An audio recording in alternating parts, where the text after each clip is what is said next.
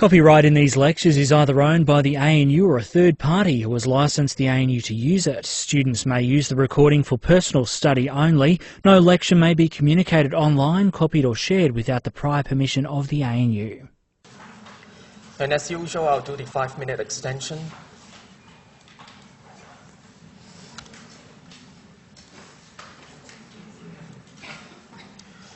Okay, so before we continue with today's lecture materials, I have a few announcements to make. First of all, my office hours. Okay, so this is for the benefit of those who have missed the first class. Okay, it's the first week of classes, so some of you may have just joined this class today. Just to make sure that everyone is on the same page, I will have office hours every Wednesday from 9:30 to 12 noon in my room in 408 in CBE 26C. So that's the building directly opposite to this lecture hall. Okay, so on the 4th floor, 408. Okay, so I have office hours every Wednesday, 9:30 a.m. to 12 noon. Lecture slides for weeks 1 and 2 are already available. Okay, we'll be going through the basics of foreign exchange market, otherwise known as the FAM, today. So more specifically, for today's plan, or rather I should say for the plan for the first 2 weeks would be to look at the foreign exchange market. It's like a big picture view of what we have to cover for the entire semester. In particular, we'll cover something called the rip-off rule. I'll explain what the rip-off rule is in a moment. It's a very important rule when it comes to trading foreign exchange. Okay? And apart from the rip-off rule, we'll also cover something called the triangular arbitrage. Okay? So that would be the plan for the first 2 weeks, looking at the foreign exchange market, the rip-off rule, and the triangular arbitrage. And for the entire semester, and as for the basic lecture slides for the entire semester, what happens is they will be made available on Wattle by the end of week 2. So please check the Wattle website by the end of week 2 and do advanced preparation by reading the lecture slides before you come to classes. Next thing, as I've mentioned before, I'm the only lecturer for this course. But what I've done is I have arranged a tutor who will provide additional office hours for everyone. Okay. So the office hours of that tutor will be announced later. Please note that this tutor will only provide weekly office hours. There are no weekly tutorials. Tutorial discussion is something that we would incorporate into our weekly classes. So what happens is you will see practice questions being posted on Wattle by the end of week 2. And we would commence discussion of these practice questions starting from week 4. Okay? In addition to these practice questions, we'll also do weekly quizzes in class. These weekly quizzes, as I've mentioned before, they are not going to be graded, but it's meant to keep you on your toes and to review concepts that we have covered in the past few classes. So you should see that as an important channel of receiving feedback of how well you have learned this course so far. Now, we would have an in-class test on March 29th, as stated in the course outline, and the guidelines on the in-class test will be provided by the end of week 2. Okay. Okay, so that's it for the announcements. If there are no questions, then let's proceed to what we're going to discuss today, which is looking at the basics of the foreign exchange market. Okay, so the relevant lecture materials will be accessible from the website. So if you access Wattle, you scroll down to topic 4, and you click on this, lecture slides, foreign exchange markets. So that will be the materials that we are covering for today, tomorrow, and next week.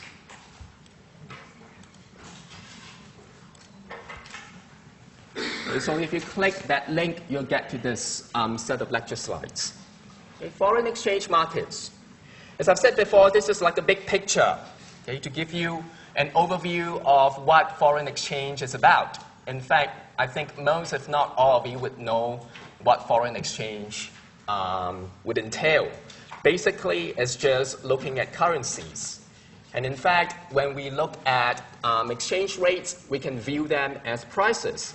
It's basically the price of one currency in terms of the other. So for instance, the exchange rate between the Chinese renminbi and the Aussie dollar, that represents the price of, that could represent the price of the Chinese renminbi in terms of the Aussie dollars, or indirectly it could represent the price of the Aussie dollars in terms of the Chinese renminbi. So exchange rate is basically just another price in the market, okay? Except that we're using one currency to measure another currency. And of course, there are at least two different ways of looking at the price of a currency. This is something that we'll talk about in a moment. Okay. So learning objectives, let's try and link it to the broad learning objectives that we have for this course. First of all, what we want to do is we want to examine what are the functions that are being performed by the foreign exchange market. Okay.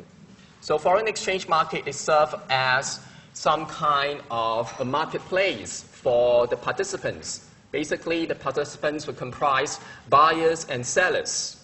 Okay. So what specific functions are being performed by the FAM is something that we will learn in today's lecture. In addition to that, what we'll do is we'll look at the roles of these participants. Basically, we have buyers and sellers, but what are the more specific roles? And are we able to categorize different buyers and different sellers in the market? Now, not only that, we also have intermediaries, people who stand between the buyers and the sellers. So what do? Well, effectively, they are acting like buyers and sellers at the same time. Because if you go up to someone to buy currency, buy any foreign exchange, effectively he's selling you something, and you are also selling him something at the same time. Right? So there's this buying and selling that's going on concurrently. Okay? But what are the specific roles? This is something that we'll try and clarify in today's lecture. Next thing that we'll talk about would be something called spot rates. Now, the way we talk about spot rates in FAM, foreign exchange market, okay, it's somewhat different from the spot rates that you may have heard about in other courses in finance. Okay, for those of you who have done investments, you may have heard about something called the spot rate in the bond market. Right? And you may have something called a forward rate in the bond market. Now, those have to do with interest rates. And the way that they are defined, it's kind of different from how we look at spot rates in FAM. Okay. So more specifically, spot rates in FAM, they refer to the current exchange rate. And these exchange rates are against the US dollar. So when we talk about spot rates, we're talking about typically, we're talking about bilateral exchange rates against the US dollar. And most, if not all, of the rates that are quoted in the FAM, they are basically spot rates. Okay? Most of them are spot rates. So we look at the values of different currencies in terms of how they are valued against the US dollar. And that seems kind of consistent with what we have observed in the media. Right? Whenever you want to value any currency, typically what do reporters do? They will value it against the US dollar. Right? They will talk about the Chinese renminbi in terms of its value against the US dollar. They will talk about the Aussie dollar in terms of its value against the US dollar. So that is seen like a benchmark against which all other currencies are valued. Okay? It's a yardstick by which we value how high or how low a currency is. However, spot rates are not the only rates that exist in the foreign exchange market, even though it's predominated by them. In fact, people do not trade only with people in the United States. right? They may trade with other people, like Australians may trade with people in New Zealand, or they may trade with people in Southeast Asia. So how are they going to establish the value of the Aussie dollar against these other countries' currencies? And what we need would be something called cross rates. Okay, cross rates. And cross rates would typically not involve the US dollar. Okay? It's a rate between any two currencies that are non-US dollar countries. For instance, the Aussie dollar against the Chinese renminbi, that is a cross rate. The Aussie dollar against the Kiwi dollar, that is another type of a cross rate. So how do we derive these cross rates? Well, this begs the question, what should cross rates be? When we ask what should a value be in finance, typically we are talking about something called fair value. Have you heard of this term called fair value before? Right? So for instance, for those of you who have done investments before, right, you have learned something called bond markets, you have learned something called zero coupon bonds, and you have learned something called coupon paying bonds. Right?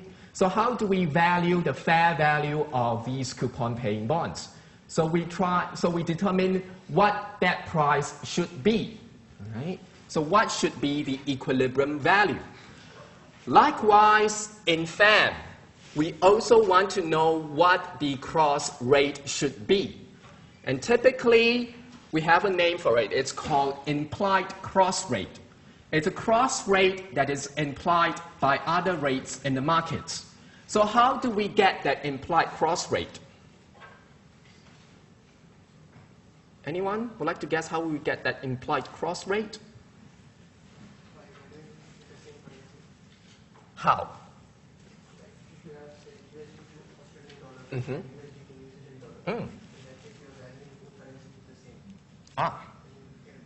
And then from there you can do a cross, right? Okay, that's good. So what happens is we know that there are spot rates in the FAM, right? We have, for instance, the Aussie dollar against the US dollar and the New Zealand dollar against the US dollar. Okay, let me just quickly mention this point. Typically in the markets, when we talk about the Australian dollar, the traders would call it the Aussie. Okay, so that is a nickname that they give to the Aussie dollar against the US dollar. And for the New Zealand dollar, they call it the Kiwi dollar. Okay, and that's because Kiwi represents New Zealand. So Aussie dollar, Kiwi, okay, Aussie versus the Kiwi. So how do we value them? How do we find the implied cross rate? How do we find that equilibrium cross rate? We take these two spot rates together, and then we do some kind of a crisscross. We would illustrate how that mathematics is done in a moment. And once we do that crisscross, we'll be able to obtain that implied cross rate. And that is a rate that is implied by the markets. It is what we think the markets should be at equilibrium, right? But would it always stay at the implied cross rates? Well, maybe yes, maybe no. It depends on market efficiency, right? So back to my analogy just now. I talked about coupon paying bonds, right, versus zero coupon bonds. Now, coupon paying bond would have some kind of a fair value based on discounting the future cash flows, right? That fair value is what that price should be. But would that coupon paying bond always have that fair value price in the market? We don't know unless the markets are always efficient. And, you know, everyone will tend towards that equilibrium very quickly, right? So likewise in FAM, yep, we do have cross rates. Okay. We can compute the implied cross rates, but are the actual cross rates equal to the implied cross rates?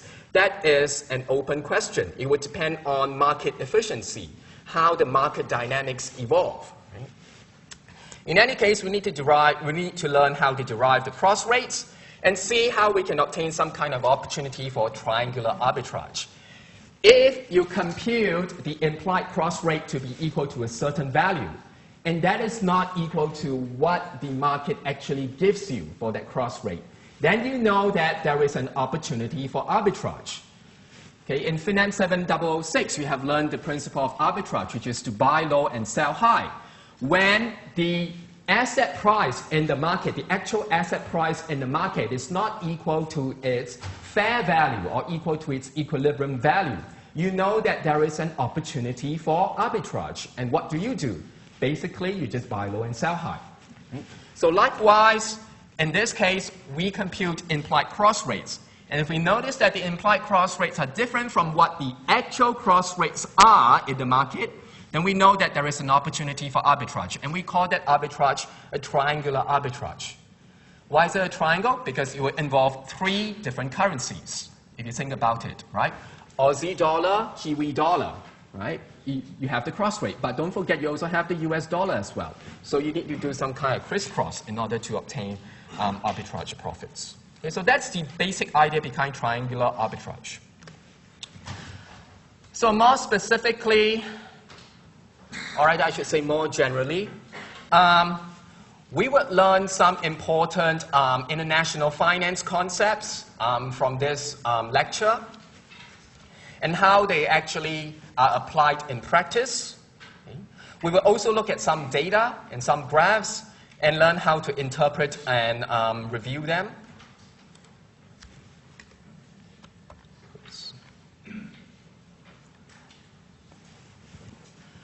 Okay, so that's basically what you would be learning at the end of the lecture slides. Okay, next, let's look at the first objective, functions of the foreign exchange market. So what does FAM do? Well, basically, it's just a market where you trade currencies, all the different currencies in the market. And when you trade currencies, basically, you are transferring purchasing power between countries. Remember, these currencies ultimately are accounts of value, right? They account how much value there is. Right? For instance, if you have 100 US dollars, and if that were equal to, let's say, 132 Aussie dollars, then it tells you the relative values of these 2 currencies.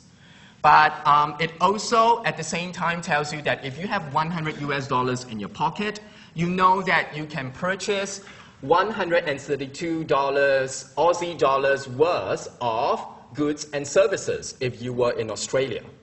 Right? So likewise, if you have 132 Aussie dollars, you know that you can purchase 100 US dollars worth of goods and services. And if payments are being made between the buyers and sellers, we are basically transferring some kind of a purchasing power. Right? Now, apart from purchasing power, we can also use the FAM to obtain or provide credit for international trade. So, for instance, some people may want to pay their counterparty in any international trade transaction in terms of US dollars. Okay, they say, okay, let me just pay you in US dollars instead of your own currency.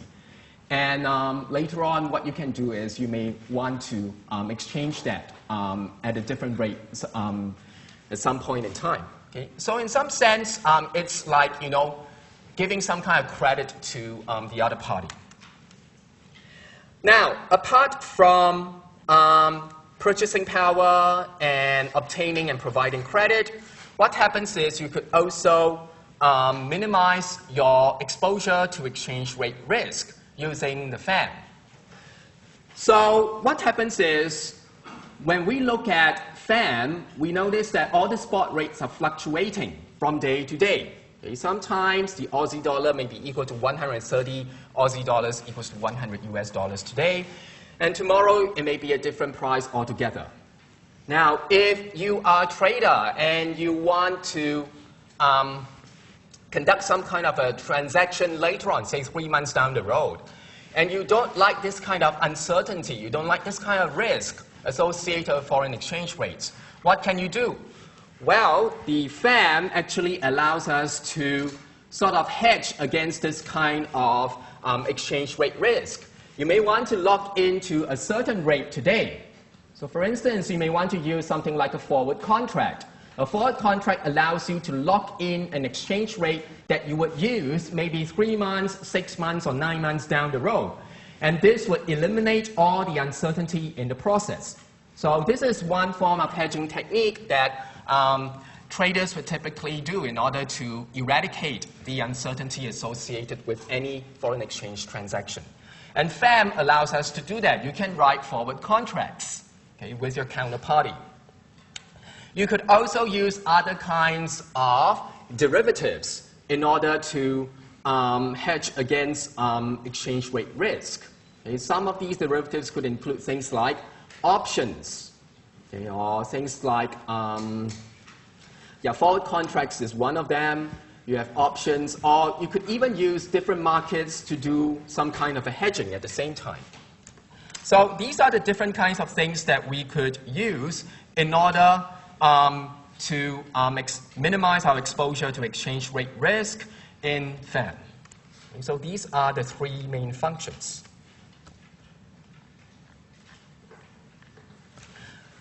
Okay, now in order to appreciate what people do in FAM and why is it that it's considered a very important market and what kinds of functions that they do, we need to gauge its size.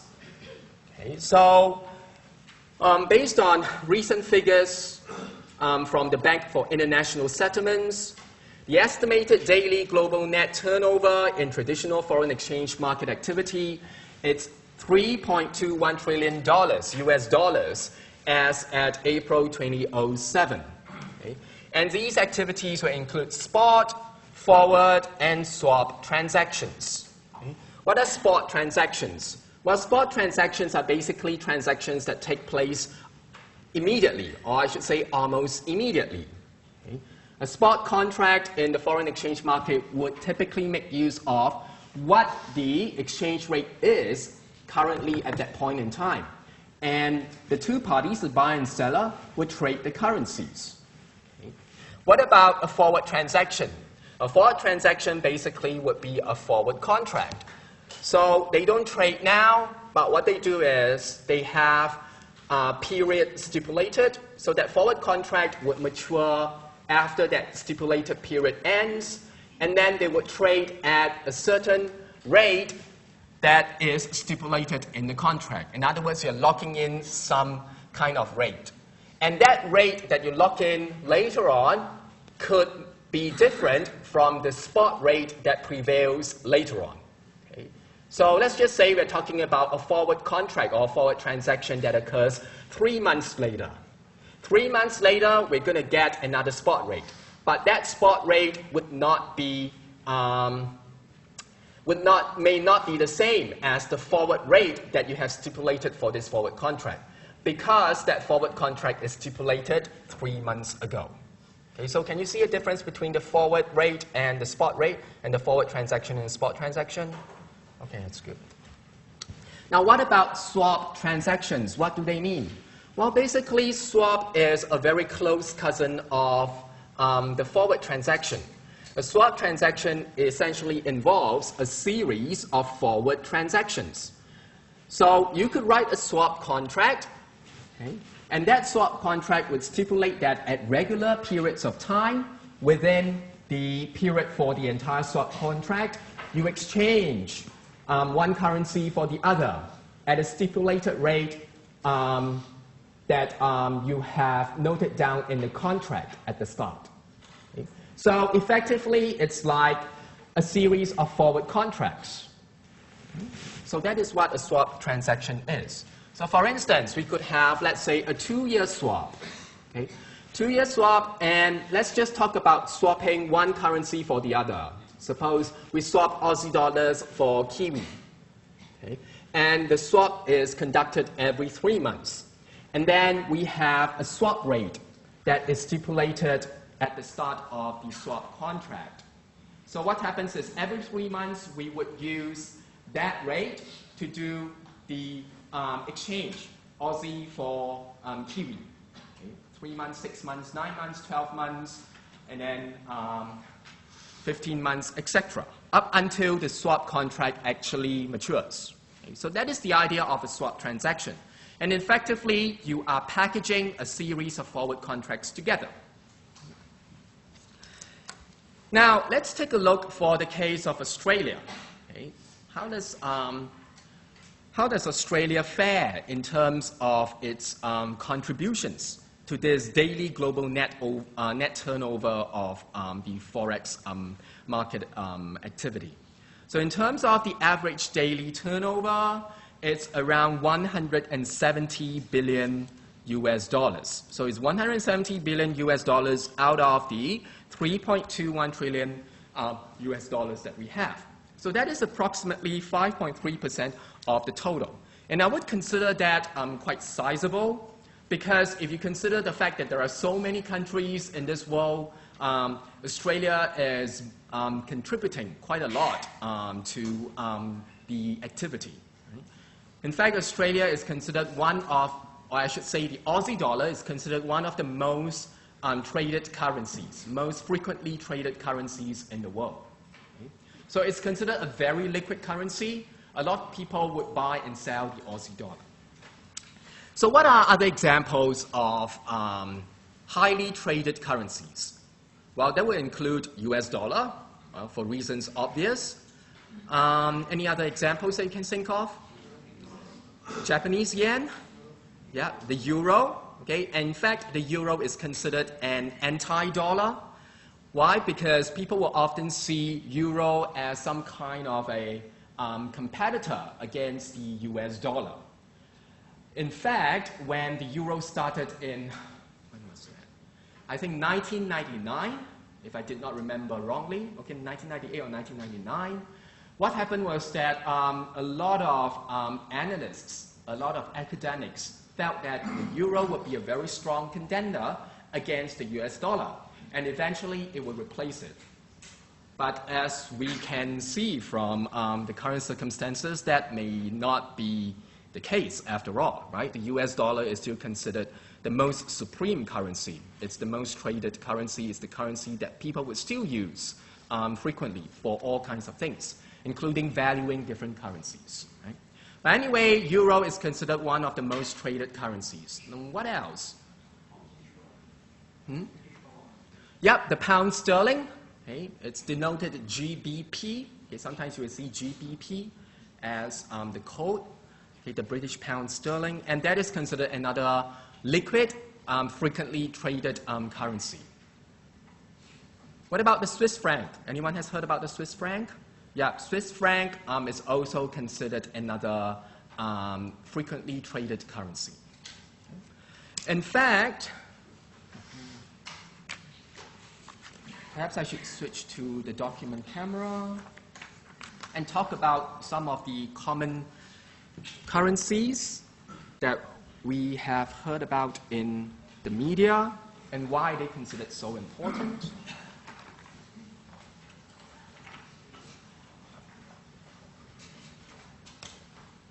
So,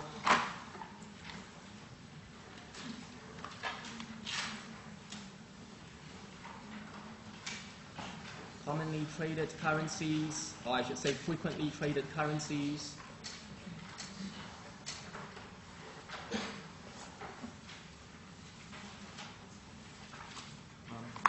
In fact, this is considered almost like general knowledge. You have heard about these currencies in the media from time to time. Okay, this is the US dollar. The code that people would typically use would be USD. Right? Then we have the euro.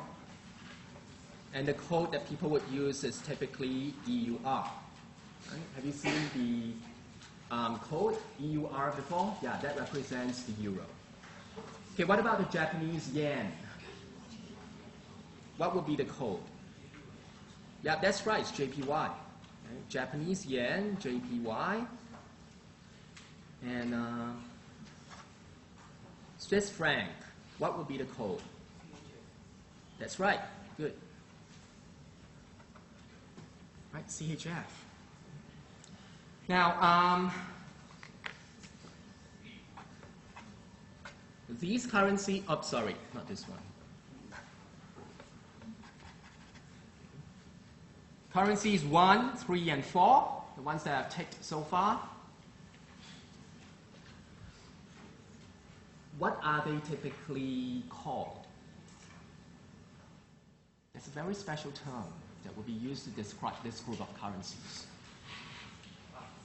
Sorry? Currency what? No, not currency basket.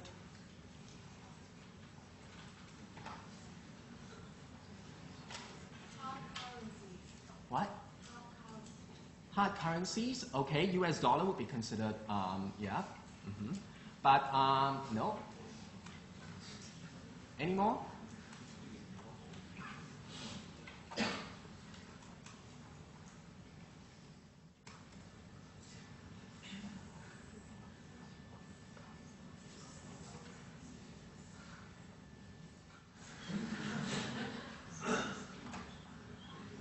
Yep, safe haven currencies.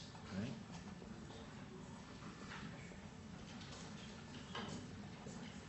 These are typically called the safe haven currencies. Why are they typically called the safe haven currencies? Because if there is any deterioration in global market sentiment, let's just say that people feel unsafe, they become more risk averse, they think that global markets would not work so well. What do? They would typically aim for the safe haven currencies. And that is why, for instance, if you look at the US dollar against the Aussie dollar during the global financial crisis in 2007 and 2008, the Aussie dollar actually plummeted by almost 40%. Right, by almost 40%. It was very close to parity before the height of the global financial crisis in 2007 to 2008. It was like one Aussie dollar against one US dollar. Okay?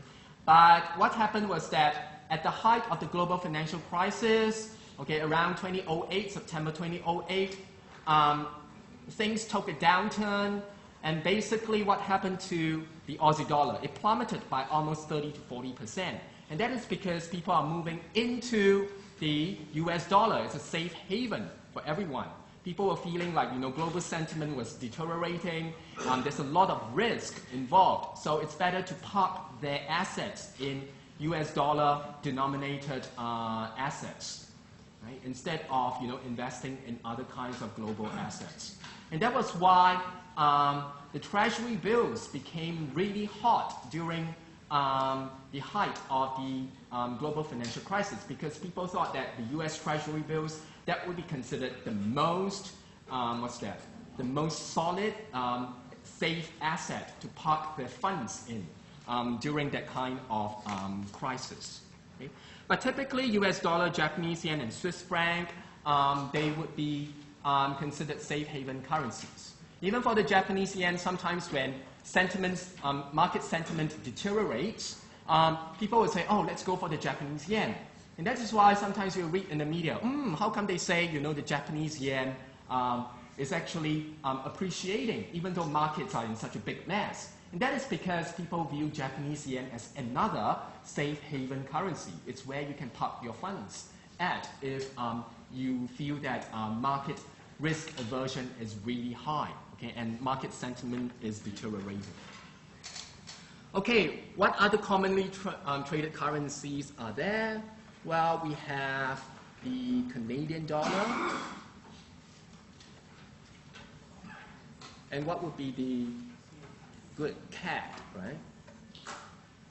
Doesn't sound like a very nice name, but anyway. What about Aussie dollar? Yeah.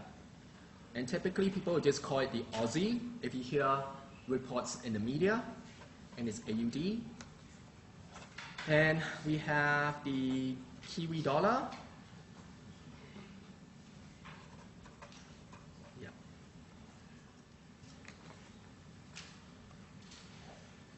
Okay, so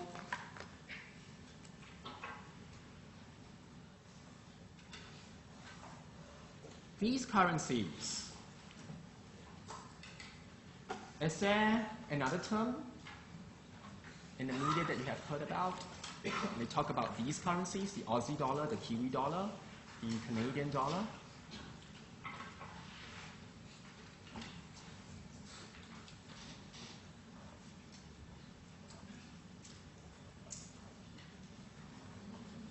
Huh?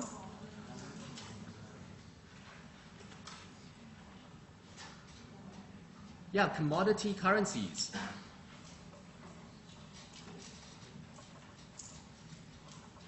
Why are they called commodity currencies? You've heard about commodity prices in the media from time to time. So what is a commodity price? Why are they so concerned about commodity prices? What are commodities? Well, basically we look at primary commodities, right? For instance, can you name some examples of specific primary commodities? Yeah, iron ore, aluminum. And Australia is one of the major mining countries. It exports a lot of iron and other kinds of metals, right? Metals to the rest of the world. So, given the fact that exports and imports would sort of influence how currencies fluctuate, right? And I think that would be considered quite intuitive, given the fact that if people demand more of your commodities, then they would demand more of your Aussie dollars, and that would help to push up the value of your Aussie dollar. Right? So it should be quite clear that Aussie dollar is considered one of the major commodity currencies. It's a currency that would be sort of, its fate would be sort of intertwined with how the commodity cycles go. Sometimes people may demand more of primary commodities, and so commodity exports from Australia would increase, and that would tend to push up the Aussie dollar value. And that is why Aussie dollar is considered one of the major commodity currencies, because its value seems to follow very closely the commodity booms and busts, right? The commodity cycles. Okay. Canadian dollar also because it has some commodities. Now, what are some other examples of commodity currencies? One example would be the South African rand. Okay, and I think the code is ZAR, right? The South African rand. And that is because it also has commodities for export.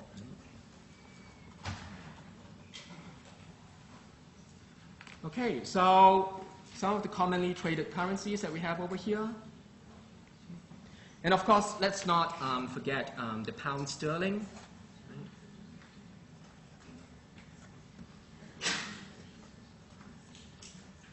Code will be GBP. The imperial system using the pound. Now, Canadian dollar, Aussie dollar, Kiwi dollar, and the pound, they can also be categorized under another group. What would that group be called? Canadian dollar, Aussie dollar, Kiwi dollar, pound sterling. Are their interest rates typically high or low? I would say that typically, if you look at the Aussie dollar, for instance, the interest rates are slightly higher than what you have in the rest of the world, right? If you consider, for instance, the Japanese yen, right? Japanese yen, the interest rates would typically be really low, right? Close to zero. And even for the US dollar, for that matter, it's really low. But you look at Aussie dollar, you look at the Kiwi dollar, the interest rates are typically positive and higher. And even for the pound sterling or Canadian dollar to some extent. Okay? So what are these currencies also called? These currencies are also called, oh, I'm almost running out of colors. Some of these currencies, not really this one, but some of these currencies are also called carry trade currencies.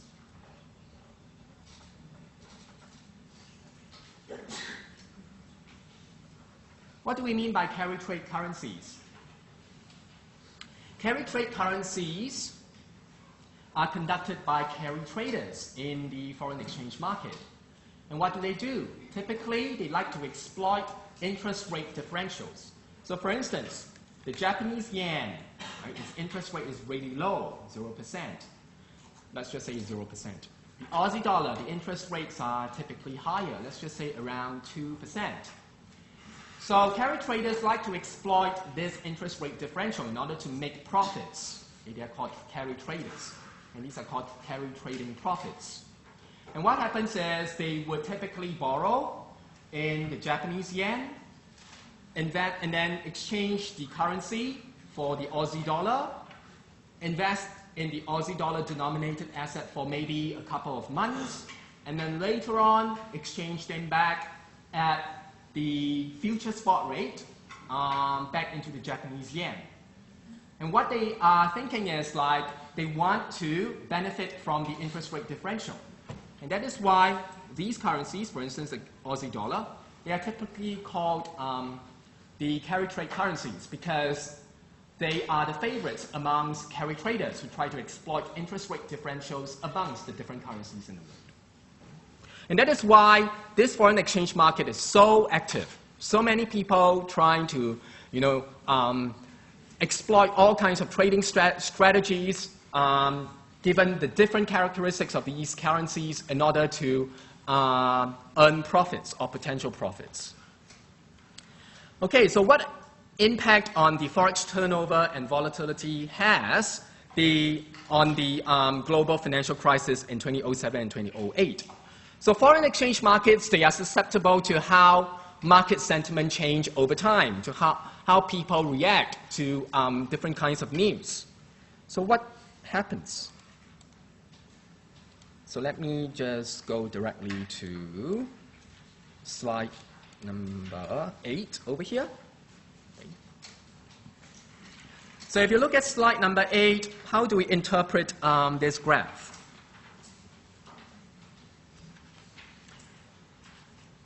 So the blue line, as you can see, represents the intraday range of the US dollar against the Aussie dollar. The red line represents the daily number of trades. Okay.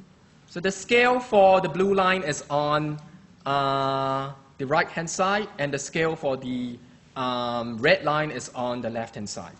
Now let me try and explain some of the symbols that we have.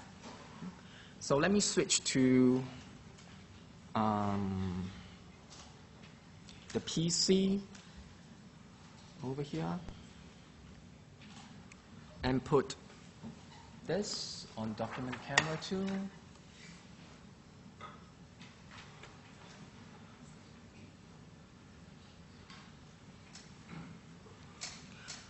Okay, so there are some symbols, some notation that we need to feel comfortable with in order to understand what is going on in the FAM, okay, the foreign exchange market. So typically we would use the 3-letter symbols or the codes to represent the different currencies. And that is what I've illustrated in on the document camera just now. So US dollar is represented by USD, Aussie dollar is represented by AUD. Now, how do we measure the exchange rate that we have over here? Okay, in order to eliminate all kinds of confusion that you may have, we have to be consistent with the notation. So what does USD/AUD represent? Okay, you can think about it as US dollar per Aussie dollar. Okay, that would be the notation that we'll be using. So for instance, if we say USD/AUD, that represents how many US dollars there are in one Aussie dollar. Now, what about the converse? Let's say we're talking about AUD/USD. What does that mean for the purpose of this course? It means Aussie dollar per US dollar. And that represents how many Aussie dollars that you have in one US dollar. Okay. Now, if you go on to other kinds of websites, they would say different things. And they can mean the opposite, even though they may be using the same symbols as you are using. Okay. So don't get confused by all the other websites. Okay. And that is because all the other websites, what happens is the traders already know what they're talking about. But it's just that conventionally they like to write it, in the opposite way or maybe in another fashion. Okay. But for the purpose of this course, what happens is when we write USD/AUD, then it means how many US dollars for one Aussie dollar. Okay. And when we write Aussie dollar AUD/USD, we mean how many Aussie dollars for one US dollar. And if you look at the way USD/AUD is explained, Okay. It's like saying, how many US dollars do I need in order to buy 1 Aussie dollar? We could interpret it that way. And this would seem intuitive from the perspective of the US resident. Do you agree? Right, if you think about it, it's like saying, okay, how many US dollars do I need in order to buy 1 Aussie dollar?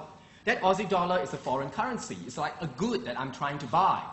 Right? And I need to think about, oh, how many US dollars do I need to pay in order to buy 1 Aussie dollar? Right? So that code is considered very, or I should say this code is considered very intuitive from the perspective of the US resident. It's just like people from China. What they would do is they would think about how many Chinese renminbi do I need in order to buy 1 Aussie dollar. Right? So typically they would think about CNY, the Chinese renminbi, / AUD. Okay? So this kind of code from the perspective of the US resident is called the direct code. Okay, we'll explain what the direct code is about later on, but essentially it's called a direct code because it's like telling you how many currencies or how many US dollars do I need in order to get that foreign currency Aussie dollar. Okay, next, let's look at the graph. So over here, what happens is we are looking at how the US dollar versus the Aussie dollar has fluctuated over time. Okay, that's what the blue line represents. And its scale is given by what we have, the vertical axis, on the right-hand side. So it's like telling you how much that US dollar, USD / AUD has fluctuated within the day. And over here, as you can see, in 2006 and 2007, the fluctuations are actually quite minimal. Agree? Because it's like fluctuating between 0 to 2% at the most. So it's like telling you the US dollar / AUD, its value is fluctuating between 0 to 2%. The Aussie dollar may be appreciating or depreciating between a 2% limit at most, okay, from 2006 to 2007.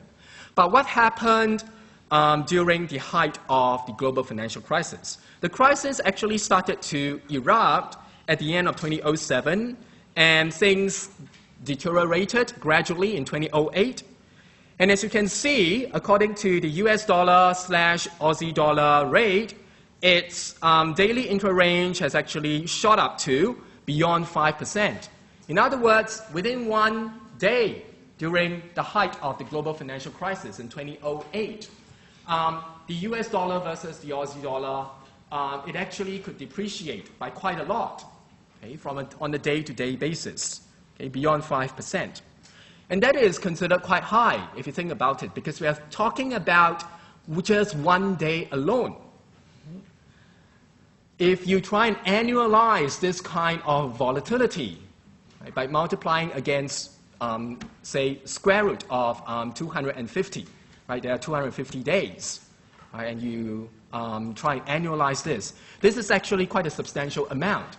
Right? For instance, if the Aussie dollar were to drop by, from, say, $1.30 per US dollar, and then it goes to 1.4 Aussie dollars to 1 US dollar, then the Aussie dollar has actually dropped quite a lot, even though it's like 10 cents. And if you consider the magnitude, it's quite substantial. And over here, we see that even during the global financial crisis, within one day, the Aussie dollar could actually depreciate by more than 5% alone. And that is considered very substantial. Okay? And market trading was very intense during that period. So this is some interpretation that we can gather from the graphs. Any questions at this point? Okay, good. If there are no questions, then what I would like to suggest that we do is we stop here for today, and then for tomorrow we'll continue our discussion on other aspects of the foreign exchange market.